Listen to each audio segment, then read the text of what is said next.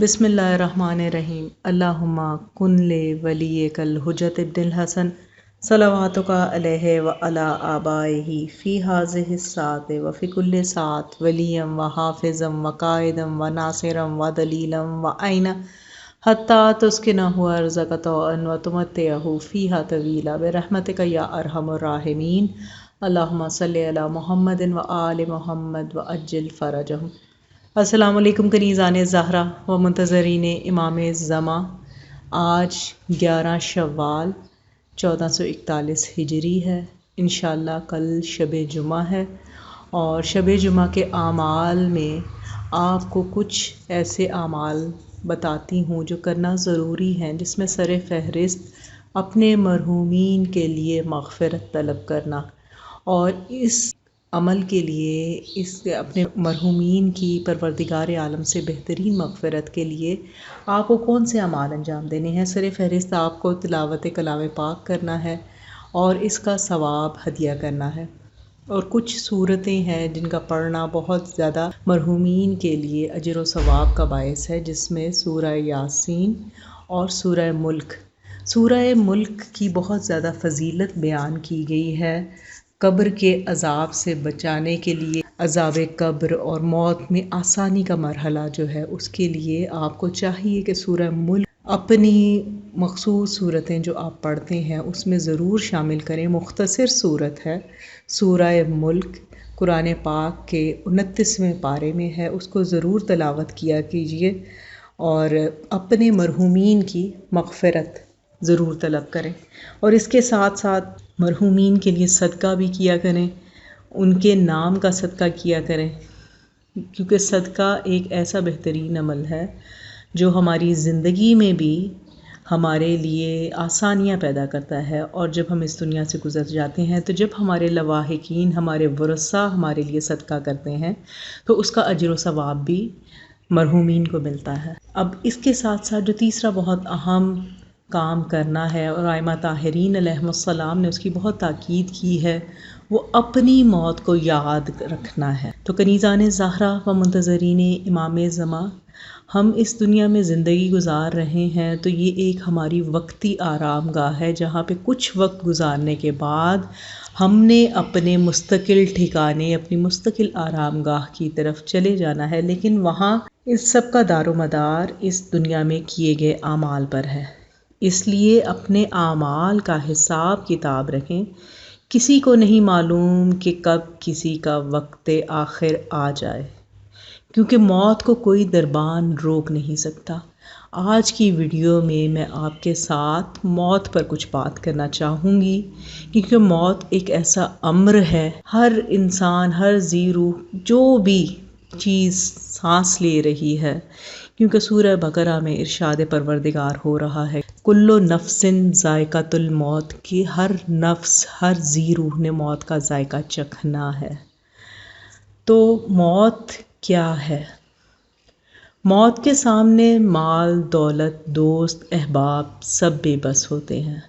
موت سے کوئی چھوٹا، بڑا، امیر، غریب، باروب یا بے روب کوئی بھی بچ نہیں سکتا۔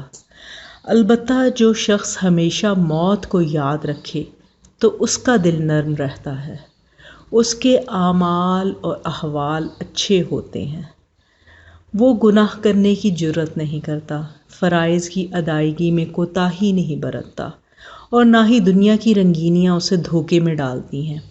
وہ ہمیشہ اپنے پروردگار سے ملنے کا شوق رکھتا ہے اور جنت میں جانے کا سوچتا ہے۔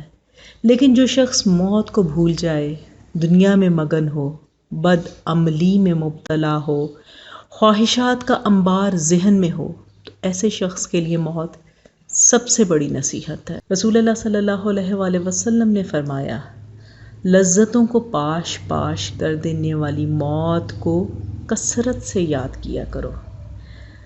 کنیزان زہرا و منتظرین امام زماں، یاد رکھیں، ہم موت کا راستہ نہیں روک سکتے۔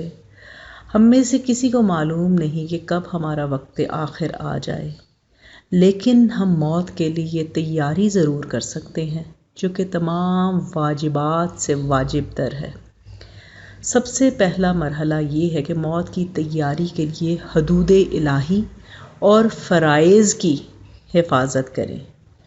دوسری اہم بات ہے کہ موت کی تیاری کے لیے کبیرہ گناہوں سے باز رہیں۔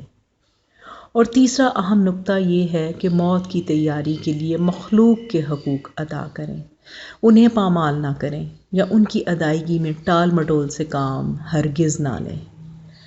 موت کی تیاری کے لیے وصیت لکھ کر رکھیں اور اس میں کسی قسم کی غلطی مت کریں۔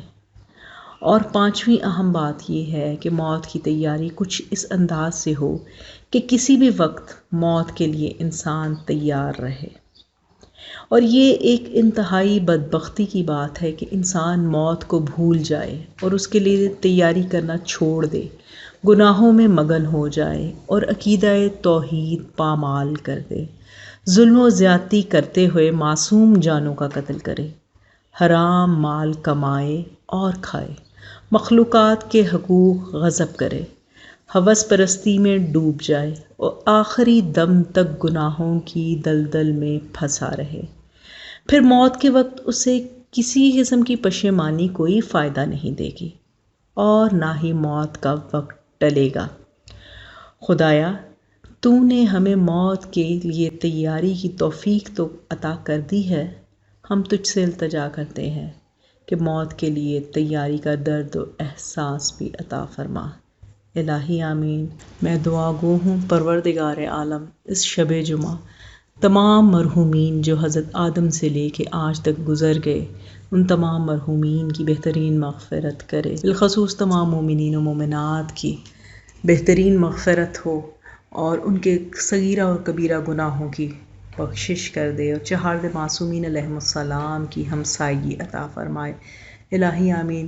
پروردگار عالم، اس مرض کو تمام دنیا سے جڑ سے ختم کر دے، بالخصوص ہمارے ملک پاکستان میں آج کل یہ مرض اپنے عروج پر ہے اور تمام دنیا سے زیادہ اس وقت یہ مرض پاکستان میں بہت زیادہ اپنے پنجے پھیلا رہی ہے۔ پروردگار عالم، تیرے حضور اپنے ہاتھوں کو بلند کر کے دعا کرتے ہیں۔ پروردگار عالم، تجھے واسطہ دے کر دعا کرتی ہوں بی بی زہرا کے شکستہ پہلو کا۔ پروردگار عالم، اس مرض کو تمام دنیا سے جڑ سے ختم کر دے، بالخصوص پاکستان سے بھی اس کا خاتمہ کر دے۔ پروردگار عالم، بہت کم عرصہ رہ گیا ہے امام حسین علیہ السلام کی عزاداری کے ایام میں۔ پروردگار عالم، محرم کی آمد سے پہلے اس مرض کو جڑ سے ختم کر دے تاکہ ہم اپنے محرم کے تمام امور، مجالس، عزاداریاں اور اس سے ریلیٹڈ تمام سلسلے، جلوس اپنی ہمیشہ کی طرح جیسے ہم منعقد کرتے ہیں اس طرح ہم مولا حسین کے غم کو ہر سال کی طرح اس سال بھی پرسہ پیش کریں۔ چہارد معصومین بالخصوص امام زمانہ اجل اللہ تعالیٰ فرجہ شریف کی خدمت اقدس میں پروردگار عالم، جو دعائیں مجھے کہی گئیں، میں بھولنے والی ہوں تو جاننے والا ہے۔ پروردگار عالم، سب پر قبولیت کی مہر لگا دے۔ پروردگار عالم، بعض دعائیں ایسی ہوتی ہیں جو انسان اپنے آپ سے کہتے ہوئے بھی شرماتا ہے۔ پروردگار عالم، ان دعاؤں پر بھی قبولیت کی مہر لگا دے۔ پروردگار عالم، بیماروں کو مکمل بے عیب شفا ہو اور ہر قسم کی بیماری کو ان کے جوڑ بند سے دور کر دے۔ پروردگار عالم، مولا حسن کے وسیع ترین دسترخوان کے صدقے میں، مولا رضا کی شاہی کے طفیل میں، تمام مومنین و مومنات کے دسترخوانوں میں وسعت عطا فرما۔ پروردگارہ، وہ نعمت عطا فرما جو کبھی بھی زوال پذیر نہ ہو۔ پروردگار عالم، جو مائیں اپنی بیٹیوں کے لیے پریشان ہیں، بیٹیوں کے بخت بلند ہوں اور انہیں نیک گھر نیک بر عطا فرما، اور جو مائیں اپنے بیٹوں کے لیے پریشان ہیں، پروردگار عالم بہترین روزگار عطا فرما۔ پروردگار عالم، ہمیں ہر قسم کے شر سے، حسد سے، وبا سے، بلا سے محفوظ رکھ، دوزخ کے عذاب سے بچا دے، گناہوں کی بخشش کر دے، قبر کے عذاب سے بچا۔ پروردگار عالم، ہمیں وہ اعمال اور عبادات انجام دینے کی توفیق عطا فرما کہ ہماری عزت تیری نظر میں بڑھ جائے۔ پروردگار عالم، ہمیں چہارد معصومین علیہم السلام اور ائمہ طاہرین علیہم السلام کے اسوہ کامل پہ چلنے کی توفیق عطا فرما۔ اور سب دعاؤں کی ایک دعا، پروردگارہ اپنی 12ویں حجت کے ظہور میں تعجیل فرماؤ، جب ان کا ظہور ہو ہمارا شمار ان کے ناصرین و منتظرین میں ہو۔ ربنا تقبل منا انک انت السمیع الدعاء۔ اللہم صلی علی محمد و آل محمد وعجل فرجہم۔